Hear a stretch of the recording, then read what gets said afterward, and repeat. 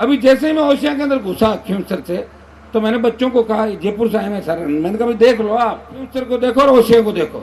जैसे ही ओशिया में आए, सड़क देखो आप, यहाँ मारवाड़ के अंदर जिनके नाम की तूती बोलती थी, पीने का पानी नहीं ले पाए। तो कौन से मिशन विजन आप देख लो, मुख्यमंत्री कैसे बने इसमें लगे हैं सारे। और डॉक्टर साहब को भी इस बात का धन्यवाद है कि आपने कांग्रेस, बीजेपी और आरएलपी का तीनों का एक साथ ही मंच पे बिठा के जो एक काम किया, एक अच्छा संदेश डॉक्टर साहब आपने दिया है। सब लोगों को यही कहूंगा कि हमें अब शामिल बैठना सीखना पड़ेगा। हाँ, मेरी भी मोदी जी से बात होगी, मैं भी सीएम फाइनल हूँ। अरे सीएम से पहले सीटें तो लाओगे, कैसे बन जाओ मुख्यमंत्री? सीटें जीतने वाले कह रहे हैं राजस्थान वाले मार रहे हैं, राजस्थान वाले कह रहे हैं मोदी जी मार रहे हैं। अरे तो कोई बताओ सही, कहाँ जाएंगे? किसका भरोसा के अंदर? जनता की ताकत हो, सरकार को झुका दो, और कलम की ताकत हो, अपने लोगों को भला कर। आज आपसे ही क्यों, आज गंगा जमुना सरस्वती 4-5 बार भिड़ी हुई है, एक बार नहीं। ये आप कार्यक्रम देख रहे हैं ओशिया विधानसभा क्षेत्र के चेरई गांव में KR डौकिया फैमिली ने ये कार्यक्रम रखा है और नवग्रह प्रवेश के ऊपर सभा रखी है और भोज भी रखा है। बहुत सुंदर कार्यक्रम है और RLP के सुप्रीमो हनुमान जी बेनीवाल अभी आए हैं, तो उनका आदर सत्कार किया जा रहा है और बहुत सुंदर कार्यक्रम है। हनुमान जी बेनीवाल ने आज यहाँ पर क्या भाषण दिया वो आप इस वीडियो में सुनेंगे। और आपको वीडियो पसंद आए तो आप खूब वीडियो को शेयर करना, लाइक करना, कमेंट करना। चलिए, हनुमान जी बेनीवाल साहब पधार चुके हैं, राष्ट्रीय लोकतांत्रिक पार्टी के सुप्रीमो, युवा नेता साहब, प्रधान प्रतिनिधि पंचायत समिति बावड़ी, हनुमान जी बेनीवाल साहब, जोरदार तालियां बजा आप लोग वंदन कराओ। तालियां बजाएं एक बार जोरदार। हनुमान जी साहब और जोरदार तालियों से नागौर के सांसद, RLP के सुप्रीमो, परम आदरणीय हनुमान जी बेनीवाल साहब, सच को सच कहने की ताकत जिनके अंदर है और सीधी भाषा में बात करने की जिनकी ताकत है और किसी काम का निवारण कैसे हो इस हेतु पूरा प्रयास करने का भाव जिनका रहता है, सदैव राजनीति में सुचिता लाने का भाव आपका रहता है। मैं चाहूंगा ऐसे यशस्वी लोकप्रिय सांसद हनुमान जी बेनीवाल का आप सब लोग जोरदार तालियां बजाकर वंदन करें। आप सभी विराजे, सुखराज जी गर्ग साहब, राजू राम जी खोजा साहब, खियाराम जी डौकिया परिवार के अंदर एक कार्यक्रम रखा हुआ है, सामाजिक कार्यक्रम है। आज सुबह भागीरथ जी बेनीवाल साहब, 5 लाख के पंचायत समिति सदस्य अमराराम जी मेघवाल, सभी लोग स्वागत करें और पीछे जो लोग खड़े वो बैठ जाएं। युवा साथी खड़े रहे इधर वाले, ताकि हाँ सबको दर्शन हो सके। आप थोड़ा थोड़ा ही हो जाओ, आप एडमिट बता दो थोड़ा सा, ताकि हनुमान जी का दर्शन सब लोग कर सके। और हनुमान जी का दर्शन करो तो भलो जी भाई। चलिए, डॉक्टर KR डौकिया साहब देखो आज नूतन गृह प्रवेश रे अवसर रे माथे, दीपावली स्नेह मिलन रे अवसर रे माथे, और श्रीमती चंपा जी डौकिया जिला परिषद सदस्य बनिया वारी सभा रे रूप में आज इन प्रेम स्नेह भोज रो अवसर आप बीच में राखियो। सुबह 11 बजे सु और आप बीच में नागौर के सांसद और जिनका जोश, जिनका जुनून, जिनकी ऊर्जा अपना आप में अद्वितीय है, जिनकी उपस्थिति से एक नया माहौल बनता है सभा के अंदर। एक बार जोरदार तालियां बजाकर RLP के सुप्रीमो सांसद हनुमान जी बेनीवाल साहब का साफा बनाकर स्वागत कर रहे हैं डॉक्टर KR डौकिया साहब। जोरदार तालियां बजाकर आप लोग वंदन करें, ये प्रेम की बात है। तालियां बजाएं एक बार जोरदार। 11 बजे से सिलसिला आरंभ हुआ, दिन भर कई बार मंच सजा, फिर लोगों का जाने का सिलसिला हुआ और अब मंच अपने पूरे गौरव पर है और जिनका आप सबको सुबह से इंतजार है। मिनक मेरी बाढ़ जो है जो आपकी बाढ़ जो रिया था, उस सूर्य को आवाज देना चाह रहा हूं जिसके उजाले में बहुत सारे लोगों के चेहरे खिल उठे हैं। और जीवन जीना सबको है, लेकिन आदमी जीवन कैसे जीता ये अलग बात है। और जिन्होंने अपने कृतित्व से, अपनी निडरता से, अपनी एक उदंडता से कि मुझे सच करना है तो सच करके ही रहना है, ये भाव लेकर और सत्य निष्ठा पर चलने का प्रभाव लेकर, सच को सच कहने की ताकत का भाव लेकर और सदैव रूप से गरीब की सेवा करने का मन में भाव लेकर जो सदैव अपने पथ पर गतिमान हैं, ऐसे आरएलपी के सुप्रीमो माननीय नागौर के सांसद हनुमान जी बेनीवाल साहब को मैं निवेदन करना चाहूंगा कि वे आज की सभा को संबोधित करें और एक बार जोरदार तालियां बजाकर आप लोग वंदन करें। और आपसे निवेदन करूंगा कि डॉक्टर KR डौकिया साहब की प्रेम सभा को आप उद्बोधित करें। सबसे पहले तो डॉक्टर KR डौकिया साहब ने विशाल कार्यक्रम आयोजित किया। थोड़ा आने में मुझे भी समय लग गया, अगर 2 घंटे पहले आता तो और बहुत ज़्यादा लोगों के दर्शन होते। मैं बधाई दूंगा डौकिया जी को नूतन गृह प्रवेश के अवसर पर, और इनकी धर्मपत्नी चंपा देवी जी जिन्होंने जिला परिषद के अंदर ऐतिहासिक जीत दर्ज की थी। थोड़ी सी अगर आरएलपी की 2-4 जिला परिषद जीत जाती तो प्रमुख भी बन जाते, लेकिन हमारा तो एक भी नहीं था, एक भी जीता नहीं हमारा। कुछ कमी आ रही, नया संगठन था। लेकिन डॉक्टर साहब को इतना ही कहना चाहूँगा कि लड़ते रहो, संघर्ष करते रहो। जिस दिन भाग्य में जो लिखा है वो कोई रोक नहीं सकता, और ज़्यादा पीछे घूमने से भी कोई मिल नहीं सकते। तो प्रतापपुर जी ने पूरी बात आपको बताई दी थी। आज जिस तरह जन सैलाब उमड़ा, निश्चित रूप से डॉक्टर साहब आपकी लोकप्रियता का परिचायक है। और मैंने देखा है कि प्राइवेट सेक्टर के अंदर आदमी लोग चले जाते हैं, जब वो अपना अस्पताल खोलते हैं, डॉक्टर बन जाते हैं, तो उनका ज़्यादातर काम आगे बढ़ना दूसरे तरीके से होता है। डॉक्टर साहब के अंदर मैंने ये चीज़ देखी, कभी कोई गरीब व्यक्ति इनके हॉस्पिटल चला जाता है, मदद मांगता तो उसकी पीड़ाएं जानते हैं, क्योंकि गांव ढाणी से उठ के इस मंजिल पे पहुंचे। इसी तरह डॉक्टर साहब अपना व्यवहार बना करके निश्चित रूप से आगे आपको सफलता मिलेगी। मैं धन्यवाद दूंगा प्रतापपुरी जी महाराज को, जिनके सानिध्य के अंदर हमें सच्चे रास्ते पे चलने का मार्ग समय समय पे बाड़मेर, जैसलमेर और इस तमाम इलाकों के अंदर जोधपुर तक प्रतापपुरी जी का आप सारी बात सुनते हैं। प्रतापपुर जी थोड़े से वोटों से विधानसभा में जाने से रह गए थे, तो अगली बार मैं इनको शुभकामनाएं प्रेषित करता हूं कि आगे बढ़े। और मेरा तो इनसे बहुत अच्छा शुरू से रहा है, भी अच्छी इनके तरह मठ में भी मैं 2-3 बार गया हूँ। सबकी सुनते हैं, सबको साथ लेके चलते हैं।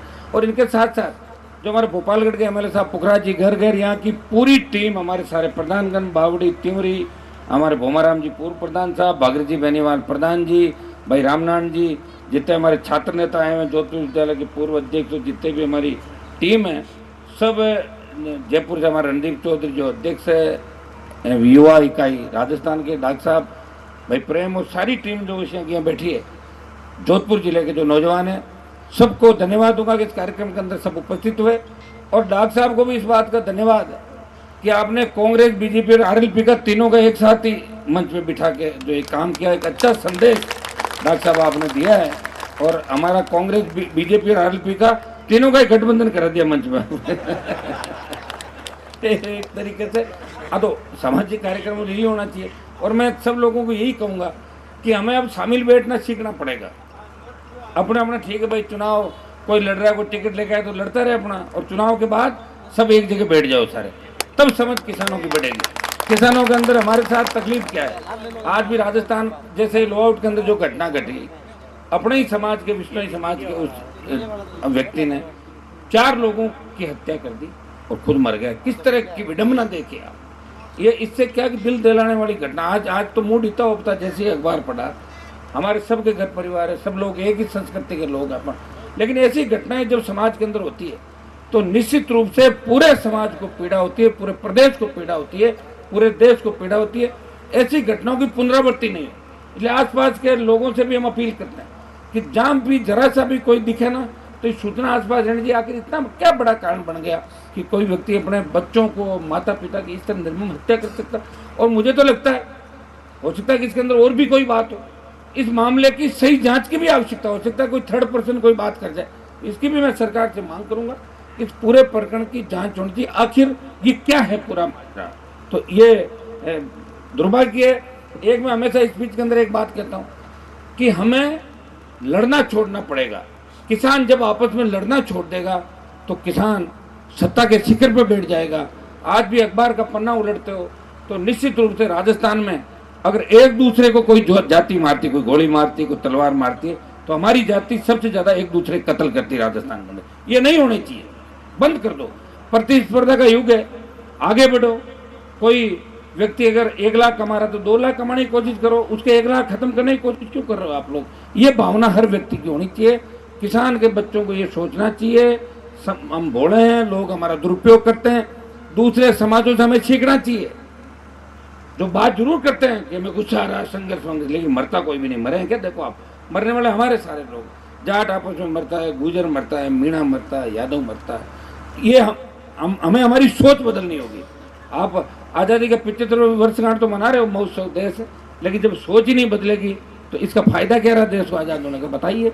जिन लोगों ने कुर्बानियां देके इस भारत माता को आज़ादी दिलाई, अगर वो सोचते कि 75 साल बाद हिंदुस्तान की ये स्थिति होगी कि हमारी बहन बेटियां रात को 12 बजे सड़क पर नहीं निकल सकती, 8 बजे बाद जिस तरह का अपराध बढ़ रहे हैं, घटनाएं घटित हो रही है, जिस तरह नशे का कारोबार चल रहा है, कौन लगाम लगाएगा इन पे?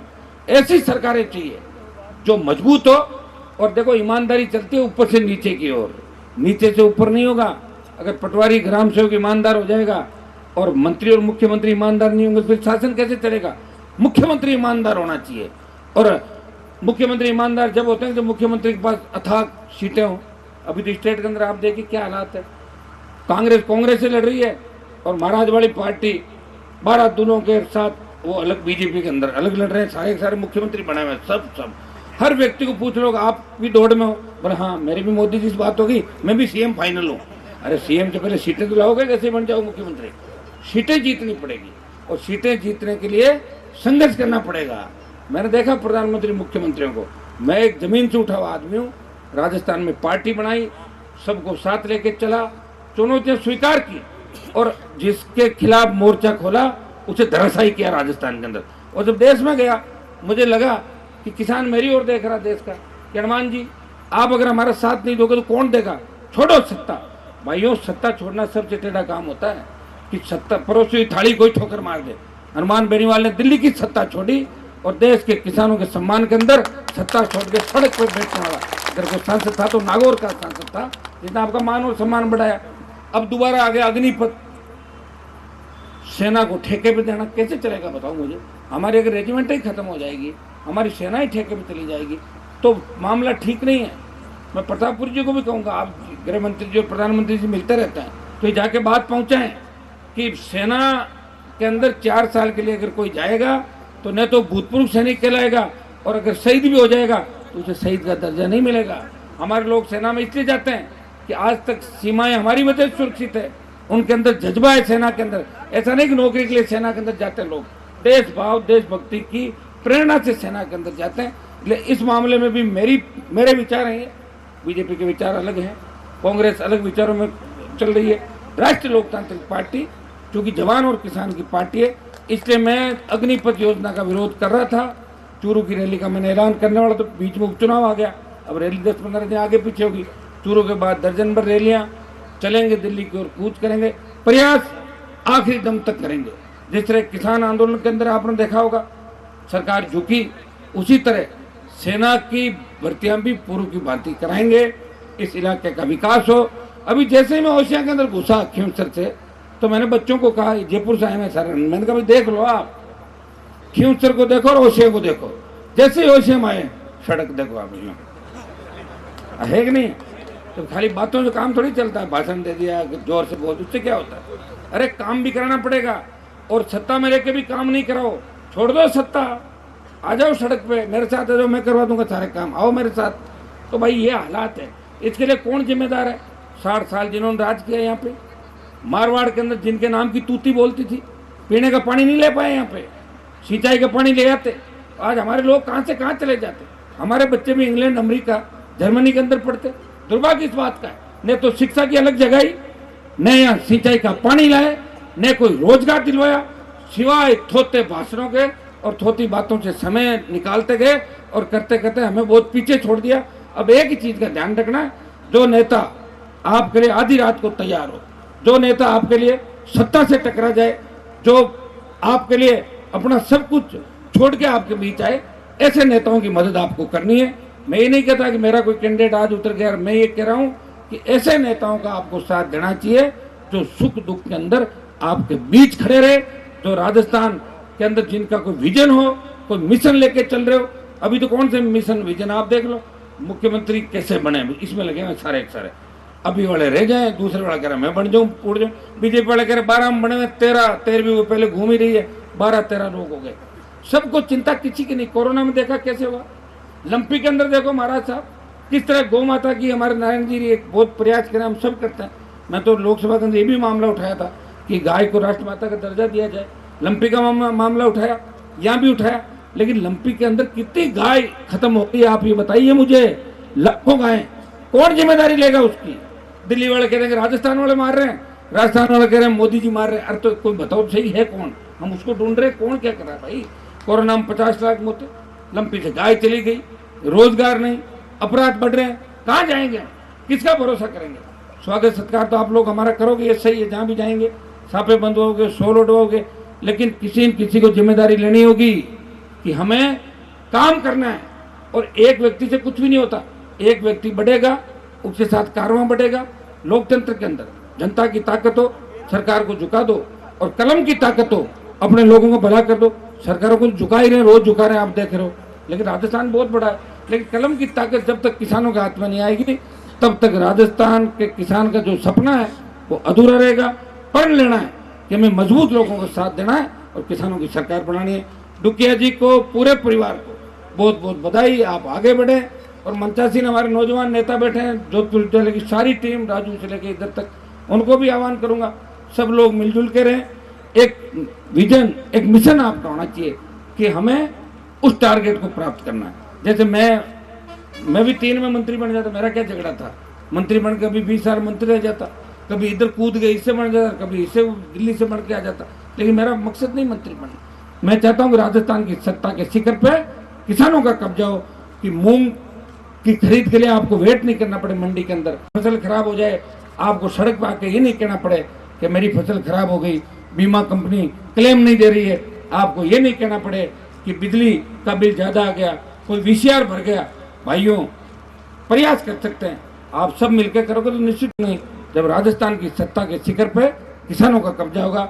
बहुत बहुत डॉक्टर साहब को, पूरे परिवार को बधाई, धन्यवाद। और प्रतापपुरी जी महाराज को विशेष रूप से कि हमेशा ये अपने लोगों का ध्यान रखते हैं, आगे भी रखेंगे और हमें अच्छे मार्ग पर चलने के हमेशा हमें सीख देते रहेंगे। बहुत बहुत धन्यवाद। जय हिंद। बहुत बहुत धन्यवाद श्रीमान हनुमान जी बेनीवाल साहब, सुप्रीमो राष्ट्रीय लोकतांत्रिक पार्टी और सांसद नागौर। आज आपसे ही क्यों, आज गंगा जमुना सरस्वती 4-5 बार भेड़ी हुई है, एक बार नहीं। और यही हमारी सामाजिक सरोकार की रीति नीति है। हाँ, वो विचारधाराएं अपनी अलग अलग हो सकती हैं, जब मैदान में सामने होंगे तो सब बातें होगी, लेकिन ये जाजम जो है वो समाज की जाजम है, धर्म की जाजम है, हमारे प्रेम की जाजम है और हमारे सामाजिक सद्भाव की जाजम है। पीढ़ियों से हम सब लोग गांव में साथ रहते आए हैं और ये परंपरा निरंतर आगे बढ़नी चाहिए। और यही भाव हनुमान जी बेनीवाल साहब का था। एक बार जोरदार तालियां बजाकर आप लोग वंदन करें। और थोड़ी देर में श्री गजेंद्र सिंह जी शेखावत साहब पहुंचने वाले हैं। उससे पहले हम निकलने वाले हैं।